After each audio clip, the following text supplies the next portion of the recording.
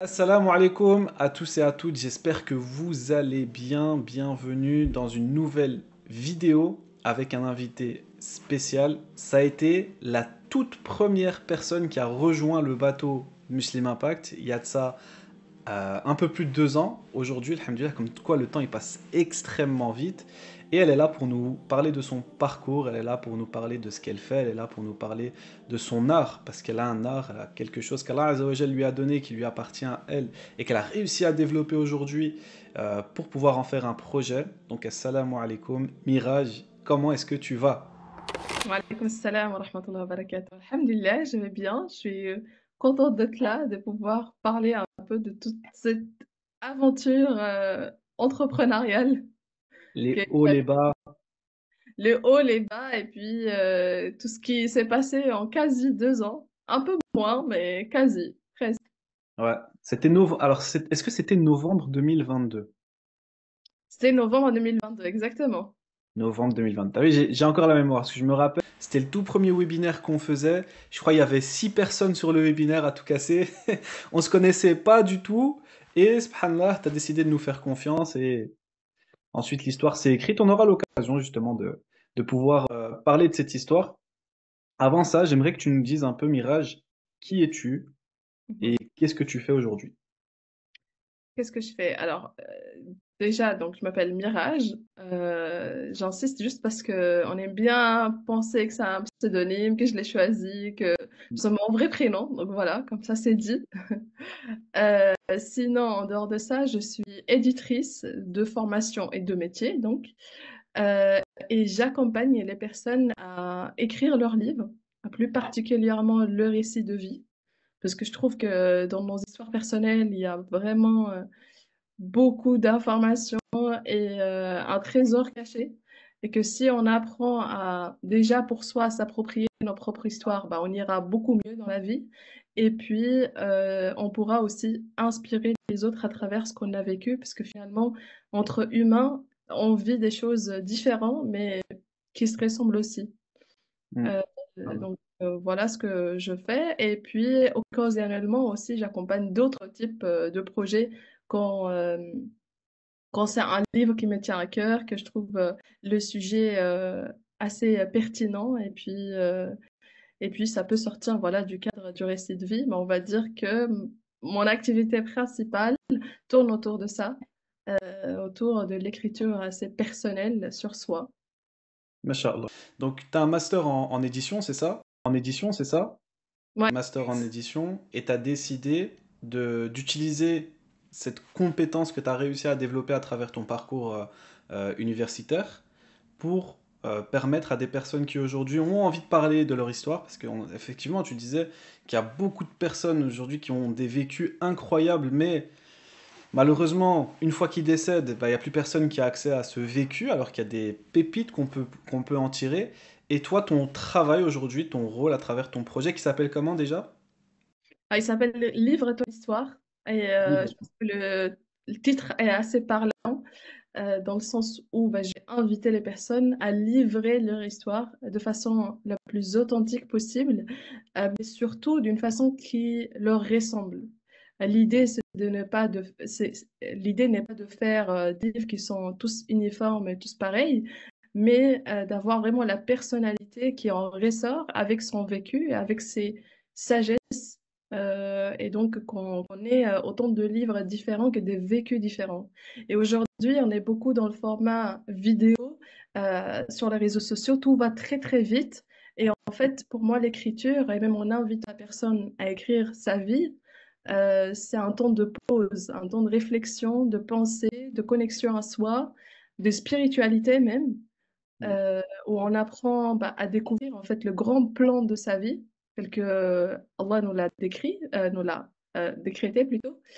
Donc voilà, ça permet de prendre les choses un peu plus lentement que dans le speed où on est voilà, dans le monde d'aujourd'hui. Mm. C'est vrai qu'aujourd'hui, il y a de moins en moins de personnes qui lisent, de plus en plus de personnes qui sont sur les réseaux sociaux. Et un peu, est-ce que ta mission, c'est un peu justement d'inverser cette tendance et de faire en sorte qu'il y ait peut-être plus de personnes qui se mettent à la lecture à travers bah, tu sais, quand tu écris ton propre livre, tu vas peut-être être plus sensibilisé à lire d'autres livres, etc., etc. Est-ce que ça fait partie de ta mission? Tu as cette volonté de vouloir remettre le livre au goût du jour ou pas du tout? Oui, mais je dirais que c'est indirect. C'est pas la mission première, mais bien sûr que j'accompagne les personnes à écrire dans le but d'être lues derrière. J'aimerais que les personnes lisent les livres, mais c'est pas le but premier. Je pense que le but premier, c'est d'avoir des personnes qui sont équilibrées, qui subissent plus en fait ce qu'ils ont vécu dans leur vie.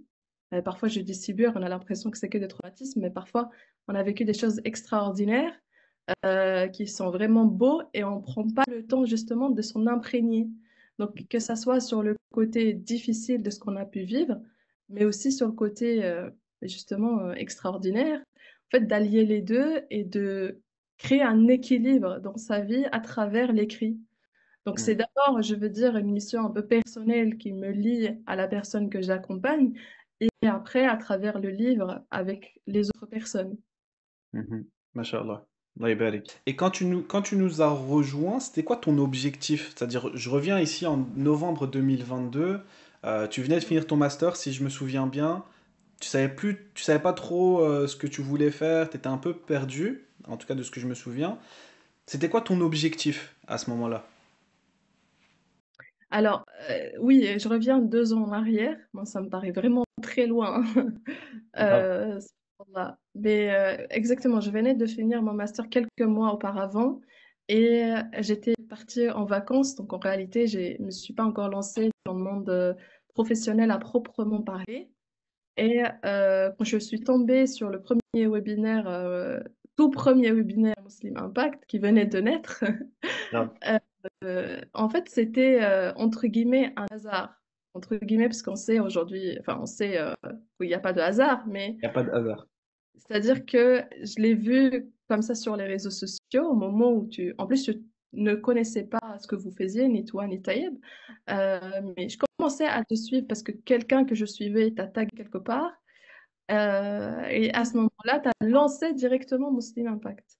Et je pense que la première but que j'avais, c'était juste la curiosité, honnêtement, de me dire, OK, moi, je suis dans un certain impasse, c'est-à-dire que j'ai pas encore un emploi, je viens d'être diplômée, j'aime bien ce que je fais, je sais que c'est ma voie, je n'ai pas envie de changer, je n'ai pas envie de me réorienter, prendre une formation ou quoi, parce que j'ai absolument adoré mes études, ce qui a été rare au Mm. vu du parcours avant, mais vraiment les 2 années de master, c'était un pur joie. Et je savais que je voulais continuer à faire ça. Mais après, c'était la curiosité de me dire, OK, il me parle d'entrepreneuriat, d'activité professionnelle. Et vu que je suis dans une impasse et je ne sais pas ce que je veux faire exactement, bah, autant assister à ce webinaire et voir ce qui en ressort. Donc, Mhm. c'est vraiment la curiosité et puis essayer de me trouver une solution, en fait, je pense. Parce que Mhm. j'étais un peu perdue. Mhm. Trouver une solution par rapport à ton avenir professionnel, c'est ça? Par rapport à ce que tu allais faire de ce master, est-ce que je vais rajouter une formation? Est-ce que je vais sur le marché du salariat? Est-ce que je lance mon propre projet? T'étais plus dans cette réflexion-là. Ouais, exactement. Alors, je savais que j'allais pas faire une formation. Je sortais de 8 ans Ça y est, d'études. t'en avais marre. T'avais, Non, t'avais, je voulais plus rendre des travaux, je ne veux plus être notée, je voulais plus avoir cette pression-là. Donc ça, c'était mort. Mais j'étais aussi confrontée à une réalité que je savais même avant d'intégrer mon master, c'est que le marché de l'édition du livre reste très restreint. C'est pas un monde qui recrute énormément. Et donc, je savais que d'un point de vue professionnel, dans le salariat, ça va être compliqué.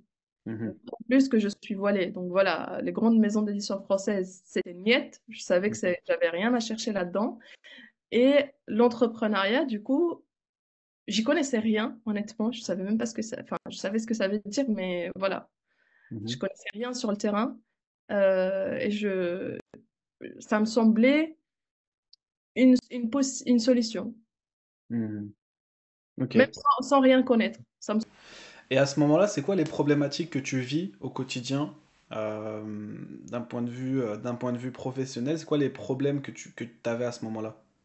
Ah bah tout, en fait, j'ai envie de dire, parce que je savais pas du tout ce que je voulais faire. Je savais que je voulais que ça soit dans l'édition, mais hormis ça, je savais pas que je voulais accompagner accompagner, je savais pas que je pouvais accompagner. En fait, je ne savais rien, vraiment. La seule chose que je savais, c'est que, ok, j'ai un domaine que j'ai étudié qui me plaît, j'ai envie de continuer là-dedans, mais tout le reste, c'était une problématique. Tout le reste, c'est plein de problématiques. C'est-à-dire, je n'y connais rien. Je ne suis pas vraiment présente sur les réseaux parce que c'était un compte un peu fantôme que j'avais, mais j'avais plus mes comptes personnels. Donc, j'étais même plus dans cette démarche de publier sur les réseaux, d'être active. Pas du tout. Euh, et puis je savais pas ce que ça, enfin je connaissais vraiment rien, hein. Je savais pas comment structurer une offre, comment me présenter. Je savais pas si si je pouvais le faire tout simplement. Mhm. Mhm. Que toute cette problématique-là, c'est vraiment le flou le plus total. Mhm. C'est ma situation. C'était un flou. Juste je savais que ok, ça peut être une opportunité et pourquoi pas. Mais hormis ça, voilà. Ok. Et tu avais essayé d'autres solutions? Tu avais essayé de tester plus d'autres choses justement pour essayer de trouver un peu ta voie professionnelle? Parce que comme tu le disais, le marché de l'emploi au niveau de l'édition, c'est un marché qui est très restreint et très embouteillé. Ça doit peut-être même marcher par piston.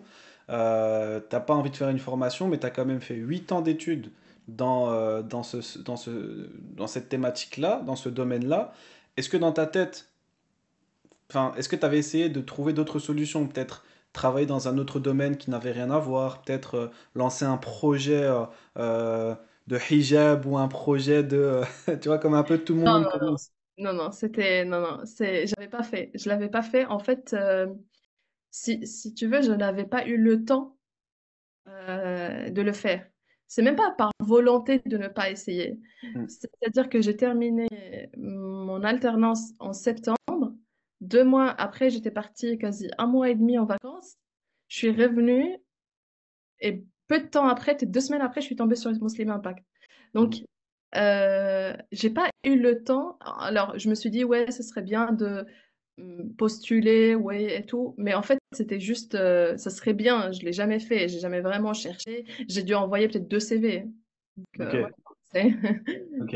Et puis, une fois que j'ai eu le webinaire, ah bah, tout le reste s'est fermé. Je me suis dit, OK, le reste, laissons. Non. On va voir là-dedans ce qui se passe. Ok, très bien. Alors là où je trouve que ton parcours il est extrêmement inspirant, c'est que t'es pas né en France, t'es né en Palestine.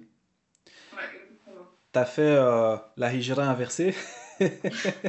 T'as fait la hijra inversée, t'es venu en France pour tes études. C'est-à-dire que déjà, tu te retrouves dans un pays où t'es seul. T'avais la langue ou pas encore à ce moment-là? T'avais déjà le français? Oui, oui, j'avais déjà le français, Ouais. pas au même niveau hein, que maintenant, mais j'avais déjà le français. Donc t'as pas la langue, t'as personne plutôt. T'as la langue, mais voilà, tu galères un petit peu. T'arrives dans un nouveau monde, un nouveau pays. Tu dois suivre des règles parce que pour avoir ta régularisation au niveau des papiers français, etc., c'est très réglementé. Tu dois suivre le truc, etc., etc.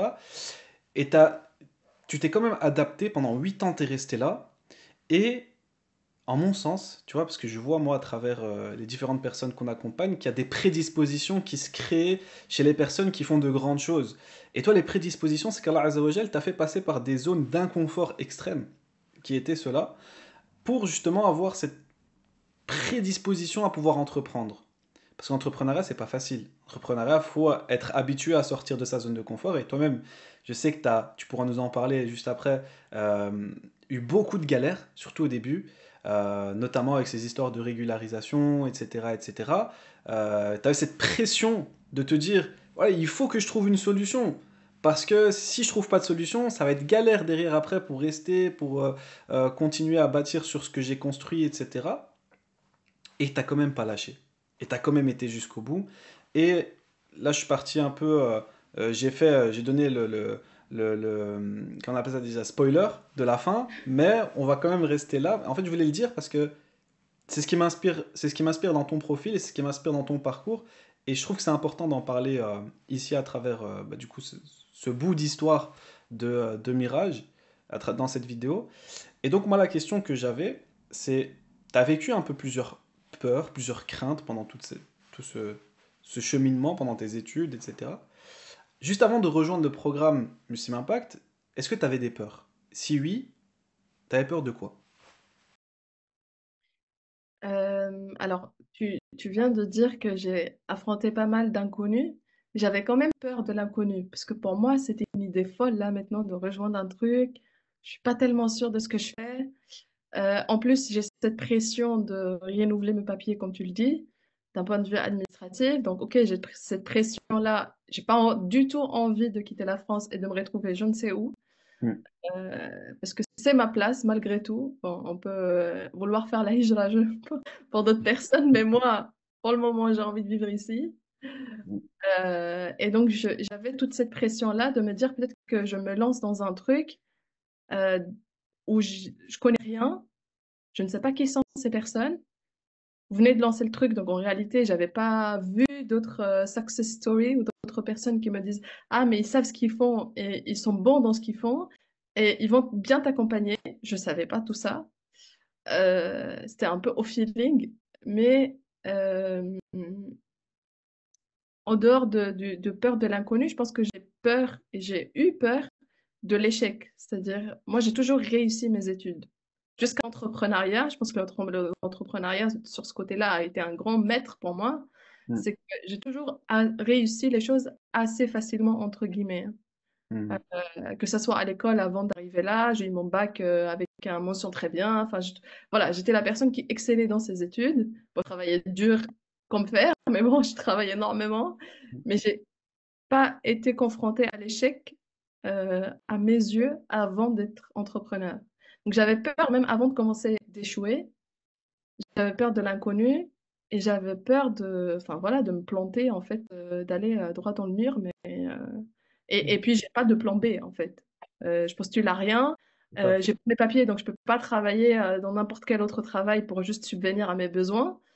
Voilà, c'était quand même un très très très grand risque à prendre. C'est incroyable. Tu sais que je pense que la plupart des gens ne prendraient jamais ce risque. Ça où c'est drôle, c'est que, en fait, je pense, et c'est là où je pense que vraiment Allah guide nos affaires, parce que, comme je t'ai dit, je vous connaissais pas sur les réseaux non plus. Vous étiez déjà entrepreneur, mais moi, je vous connaissais pas, je vous suivais pas, je savais pas Mhm. ce que vous faisiez. Et c'était peut-être allez, une semaine, 2 semaines à tout casser, où j'ai commencé à vous suivre et il y avait Muslim Impact. Je pense que même une semaine, vraiment. Donc, Ah très, ben. très peu de temps. Et après, même dans le webinaire, j'écoutais, j'étais là. Bah, pourquoi pas, en fait. Mais moi, je suis pas une personne qui fait n'importe quoi, mais je me suis dit, c'est ma meilleure solution. Enfin, c'est ma meilleure option là maintenant, j'ai rien à perdre. Au pire, ça marchera pas. Mhm. Mais c'est pas un truc que je conseillerais à une personne qui est dans mon cas, mais qui serait dans mon cas. Je lui dirais, rassure-toi, enfin, fais des choses où tu peux rassurer ta situation, tu peux être dans une situation beaucoup plus stable. Et après, si tu veux, lance-toi. Parce que bon, après, il y avait les galères de l'entrepreneuriat derrière. Ouais. Mais je pense que dans mon cas, si je l'avais pas fait, c'est comme quand j'étais venue en France, en fait. Si je ne le fais pas sur le tas, je le fais plus. Il faut que je le fasse comme ça quand je suis pas prête du tout. J'étais pas prête à 17 Mhm. ans quand je suis en France, hein, faut pas croire. Pas du tout, j'avais peur J'imagine. comme jamais. J'imagine. Je me suis retrouvée en France. La pluie, la dépression, les gens qui tirent la tête. Exactement, oui, bah c'est ça. Et les gens, mais aujourd'hui, qui me demandent comment j'ai fait, bah je sais pas en fait. En réalité, je sais pas. Qadar Allah. C'est que j'ai été facilitée sur certains points, sûrement, et je les vois, les points sur lesquels j'ai été facilitée. Et en fait, ces points-là, finalement, le lien entre mon départ et sur ta route. Parce que je pense que, voilà, sans avoir rejoint Muslim Impact, euh, j'aurais pas déjà essayé d'être entrepreneur, mais surtout, j'aurais lâché déjà. J'aurais déjà abandonné l'idée en me disant, ouais, ça va pas marcher, et vas-y, Mhm. laisse tomber. Mhm. Après ça, j'en suis pas si sûr, parce que tu es quelqu'un qui va jusqu'au bout de tout ce que tu fais, et je l'ai remarqué, et que même quand c'est difficile, parce qu'au début ça a été très très difficile pour toi, et que même quand c'était difficile, tu lâchais pas, tu disparaissais peut-être pendant une semaine ou deux, mais tu revenais. Et c'est ça que je trouve incroyable, et c'est le dénominateur commun de toutes les success stories chez Muslim Impact, c'est des personnes qui lâchent jamais. C'est des personnes qui vont jusqu'au bout, et peu importe la difficulté, peu importe à quel point ils ont envie d'abandonner, avoir envie d'abandonner, c'est totalement normal. Par contre, ils abandonnent jamais. L'envie d'abandonner, elle est là, mais ils abandonnent pas. Et tu as dit un truc extrêmement intéressant à tout à l'heure. Je rebondis dessus. Tu as dit, ça va se transformer en podcast ce témoignage. À la base, un témoignage, tu sais, c'est 15-20 minutes. Moi, Là, ça ça va marche pas partir. beaucoup, donc Mais ça. c'est ultra pertinent, c'est ultra intéressant et tu vas en profondeur dans les sujets, c'est ça que j'aime bien. Tu as dit que tu avais une facilité au niveau des études, c'est que tu avais l'habitude de réussir en travaillant dur. Tu as une facilité à réussir en travaillant dur. Mais dans l'entrepreneuriat, ça suffit pas de travailler dur. Parce que des fois, tu peux travailler très très dur et avoir zéro résultat. Et c'est là où justement, bah, je vais te poser la question, par rapport à ça, vraiment, je veux qu'on reste là-dessus. Et après, tu pourras répondre de manière plus globale. Mais sur ce point-là, qu'est-ce qui a changé le plus en toi par rapport à ta relation à l'échec durant ce parcours entrepreneurial, justement? Mais je pense que déjà, j'ai appris à l'accepter. Parce que pour moi, avant, je n'étais pas une personne qui échouait. Euh, j'ai appris à l'accepter. Et puis, comme tu dis, j'ai appris que c'est pas parce que je travaille que ça va marcher. C'est pas parce que j'ai lancé quelque chose et que j'ai mis tout mon cœur et que j'ai travaillé jour et nuit et que je sais que c'est qualitatif, que le public va le percevoir comme ça et qu'il va accueillir comme moi j'aimerais qu'il l'accueille. Mm. Euh, donc ça m'a appris, je pense, à être beaucoup plus humble. Je suis pas, enfin beaucoup plus humble dans le sens où j'ai beau travailler, mais ça ne dépend vraiment pas de moi.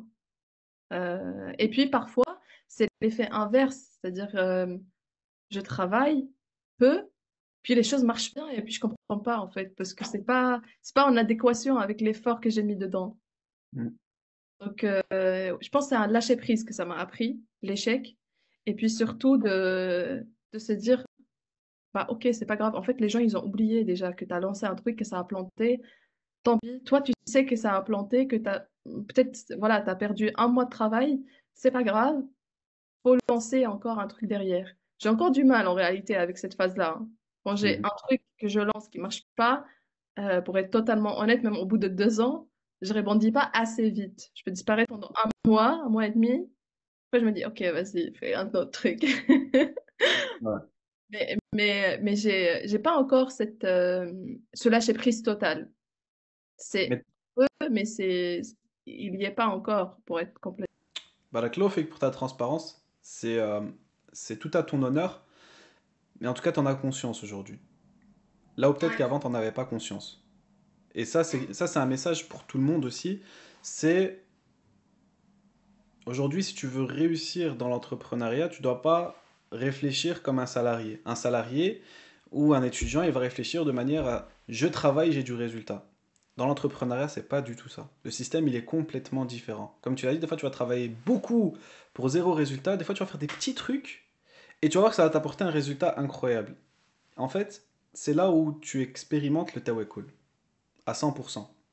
C'est là où tu t'en remets à 100% à Allah et que toi, tu t'occupes juste des causes en te disant le résultat, il ne m'appartient pas. Le résultat, il appartient à Allah Azzawajal. Si ça doit tomber, ça va tomber. Si ça doit pas tomber, ça va pas tomber. Peu importe le, le, le- la quantité de travail ou l'effort que je vais fournir, mon résultat ne sera pas en il n'y a pas de lien entre cet effort et ce résultat-là.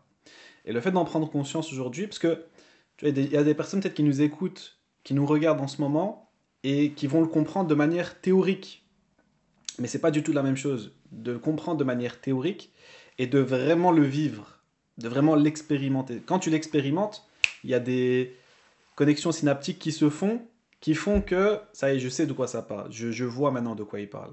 Et le fait d'expérimenter cette souffrance, pas souffrance, cette, euh, cet inconfort ou cette frustration, voilà, c'est le mot que je cherchais, cette frustration, avec le temps, ça va se dissiper et avec le temps, tu vas rebondir de plus en plus vite.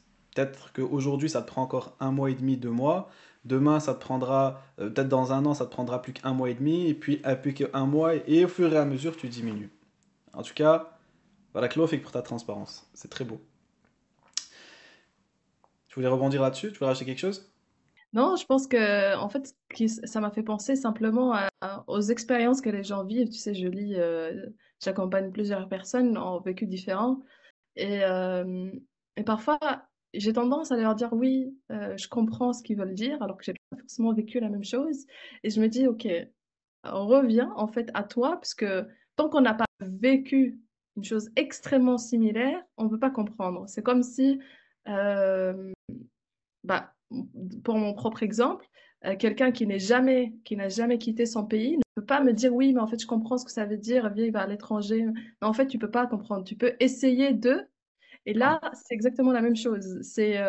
Moi aussi, j'entendais les gens dire oui, il faut le tawakkul, lâcher prise, blablabla. En fait, c'est des mots qui sont beaux surtout. On a envie d'y croire, mais est-ce qu'on y croit? Et Hmm. on croit que une fois qu'on est passé par là. Parce que sinon, ça sonne beau, ça sonne. En fait, on a envie. C'est vendeur. Mais en plus d'être vendeur, c'est la réalité. Mais il faut vraiment expérimenter par soi-même pour que ça soit implémenté dans notre cœur, esprit, âme. Subhanallah. C'est totalement vrai. C'est totalement vrai. Barakallahu fik.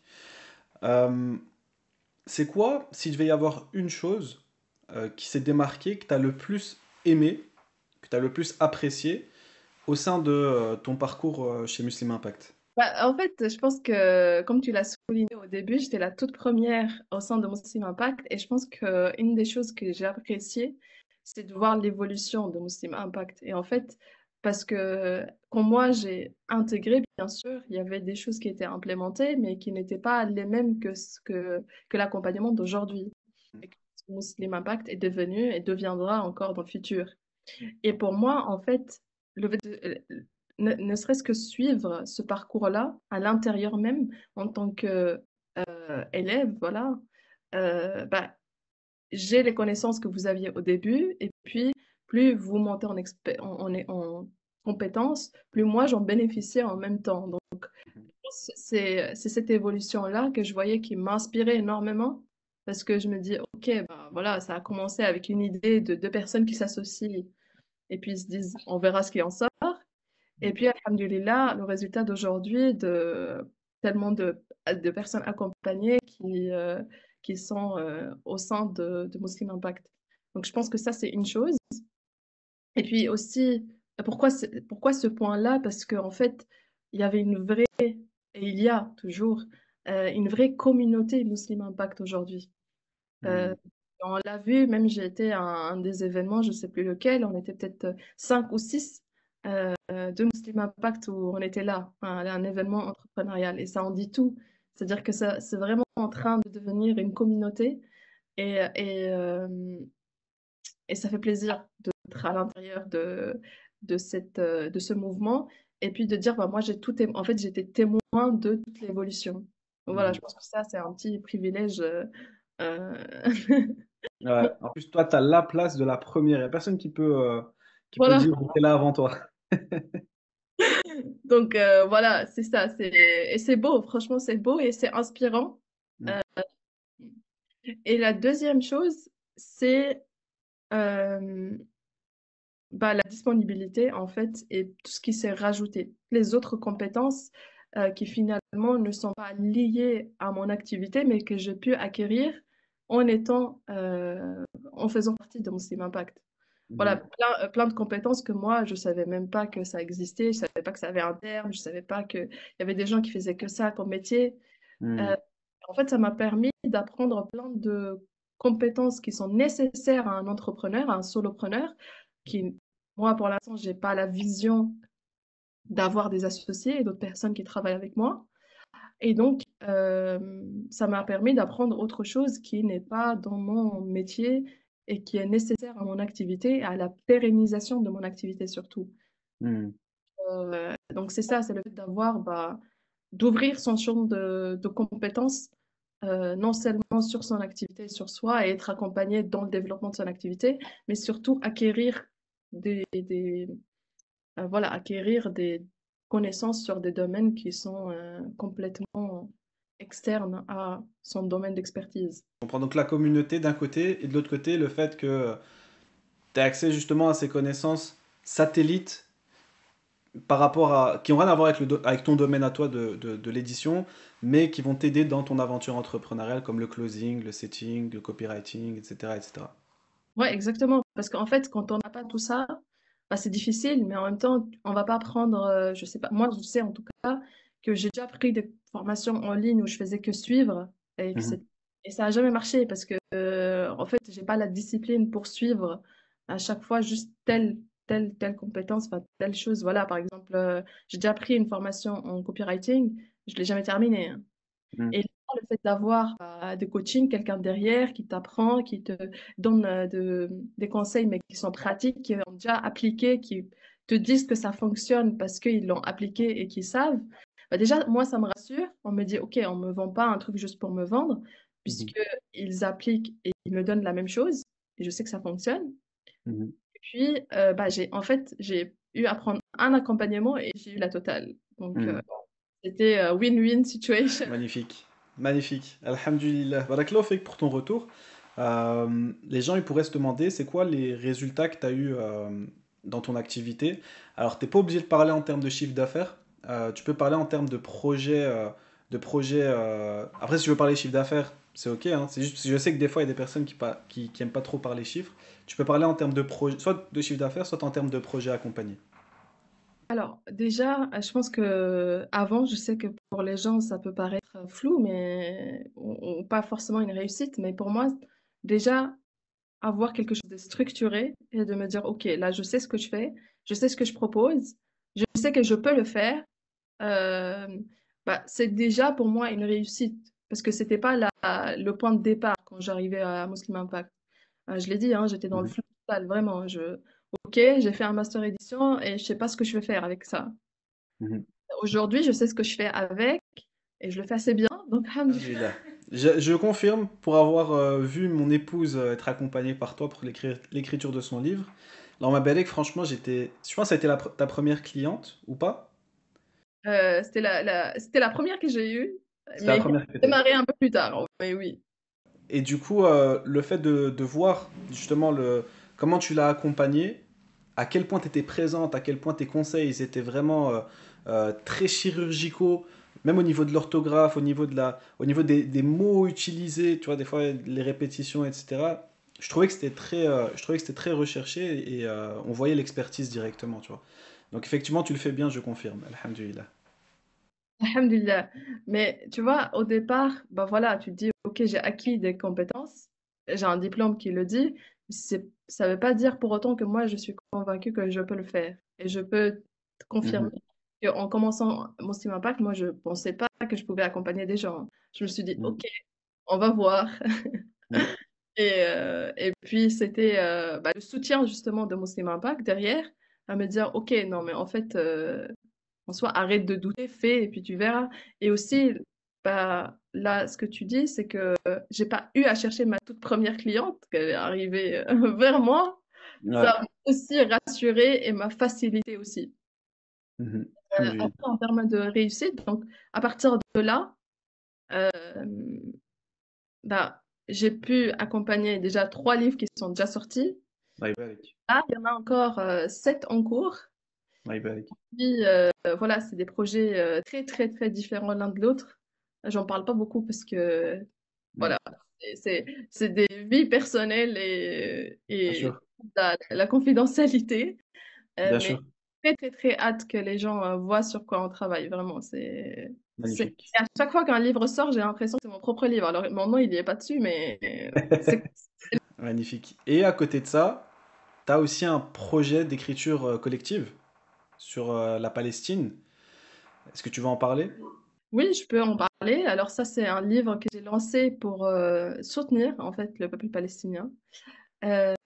Et l'idée était de écrire un livre à plusieurs, écrire des poèmes et puis illustrer des lieux qui ont été détruits comme un témoignage. Voilà, je suis très attachée au témoignage, au vécu, au récit des gens, tout simplement. Que si je pouvais aller sur place et interviewer toutes les personnes, faut croire que je le ferais, mais bon, pas aujourd'hui, pas tout de suite, peut-être un jour.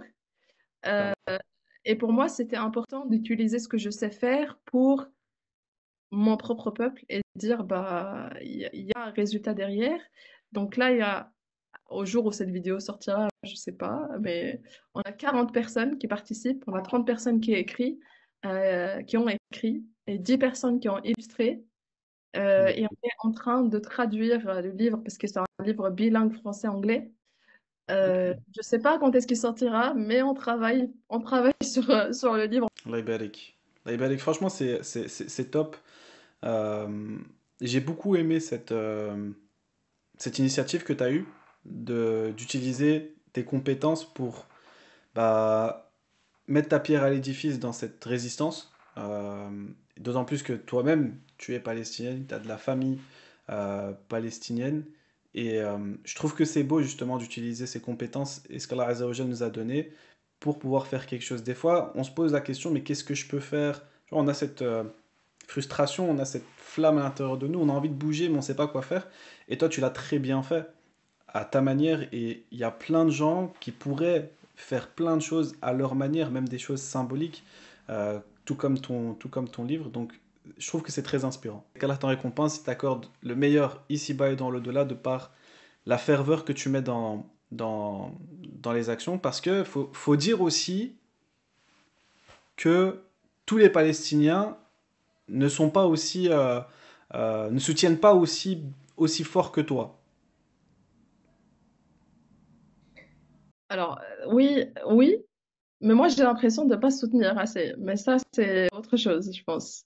Et puis, si je vais continuer, je peux développer énormément sur la question, mais je pense que là, on aura vraiment une vidéo de 2 heures. De 2 heures. Essaie de donner les points clés. Ben, je pense en fait que moi, je viens d'une position où j'ai l'impression qu'on m'avait énormément menti d'une certaine façon pendant une longue période et que j'ai été complètement euh, déracinée de la Palestine et que en fait il y avait une partie de moi qui niait la Palestine tout simplement, niait mon identité palestinienne.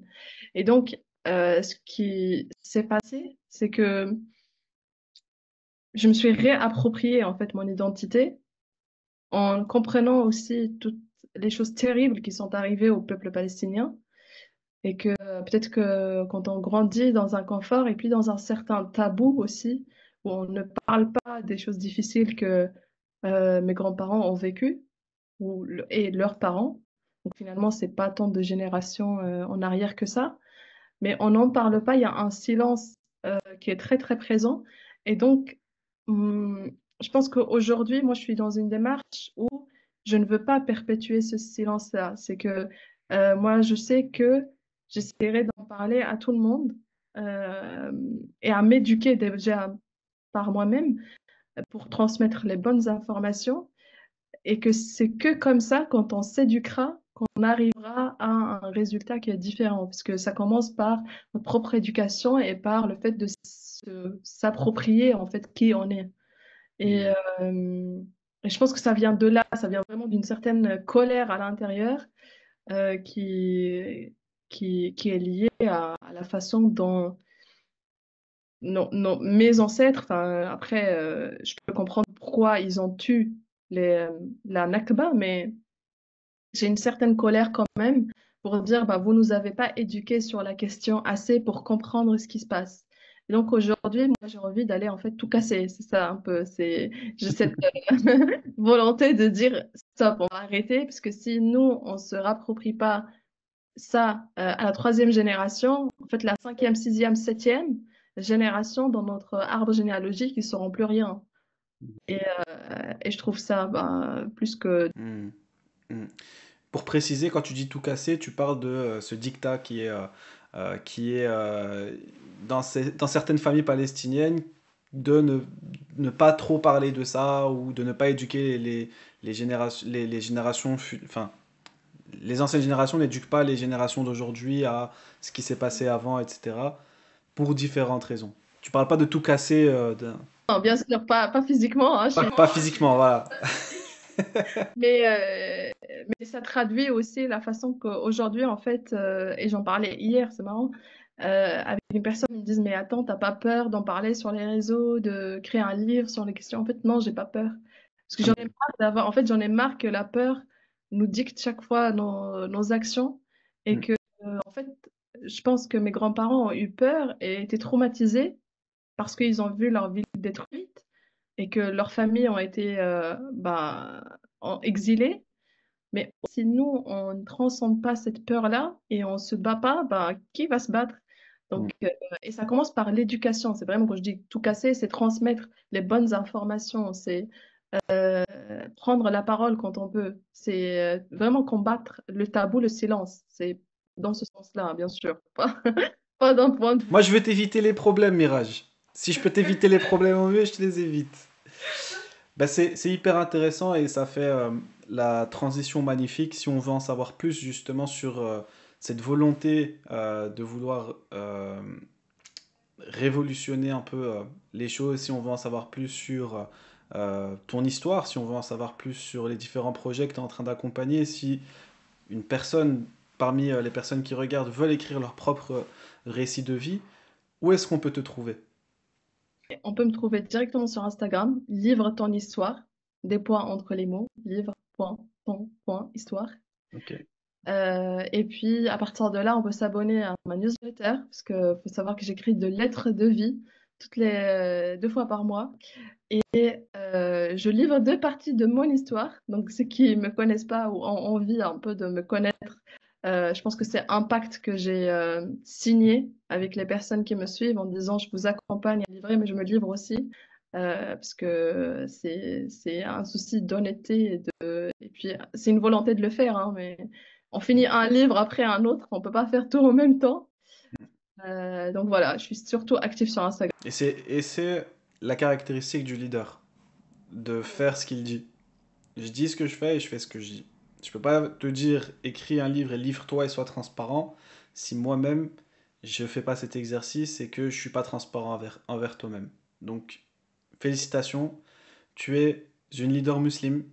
Alhamdulillah, je suis très content de faire partie de ton cercle et de voir ton évolution et de voir tout le bien que tu fais autour de toi à tous les niveaux. Donc qu'Allah t'en récompense, qu'il mette la baraka dans ce projet, qu'il mette la baraka dans tous les projets que tu vas accompagner et qu'il fasse que ça soit une source de bien pour toi ici-bas et dans l'au-delà et surtout qu'Allah Azza wa Jal t'éloigne de tout mal apparent ou caché. Euh, donc voilà, Mirage, c'était un vrai plaisir. C'était un vrai plaisir. Barakallahu fik pour ta présence et pour ta disponibilité. Est-ce que tu veux mettre un mot de la fin? Je pense que tu as très bien conclu. Après, j'aurais bien aimé voilà, continuer la discussion. J'ai l'impression qu'elle a été trop courte. Ouais, J'aurais aimé grave, aborder plein d'autres questions, mais bon, on grave. fera un podcast à l'occasion. Ah, très intéressant. Là, tu m'as tendu une perche. Là, tu m'as tendu une perche.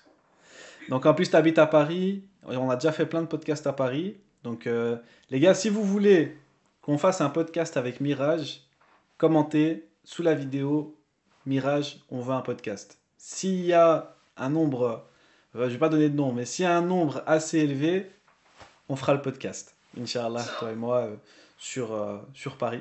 Bi-idnillah. Hayakallah, prends soin de toi, prenez soin de vous et n'hésitez pas à aller suivre Mirage. Franchement, c'est un profil extrêmement intéressant à suivre. Même si vous n'avez pas envie d'écrire un livre, le fait de la suivre et de voir un peu son actualité, bah, ça va peut-être vous inspirer, ça va vous donner envie de faire partie de cette aventure aussi. Et bah, de notre côté, on se tient au courant. Il y a des vidéos qui continuent à tourner, et des vidéos qui continuent à sortir plutôt sur YouTube. On essaie de faire du mieux qu'on peut pour s'occuper et de la délivrabilité de nos élèves et des réseaux sociaux, etc. Alhamdulillah, je tiens ici aussi à remercier toutes nos équipes, les personnes qui nous aident au quotidien à accomplir cette mission qu'on a, qui est de revivifier l'âge d'or musulman à travers l'entrepreneuriat. Sans vous, on serait rien, et sans vous non plus les élèves, on serait rien. Qu'Allah vous en récompense. Et on se dit, Inch'Allah, à très vite. Salam alaikum.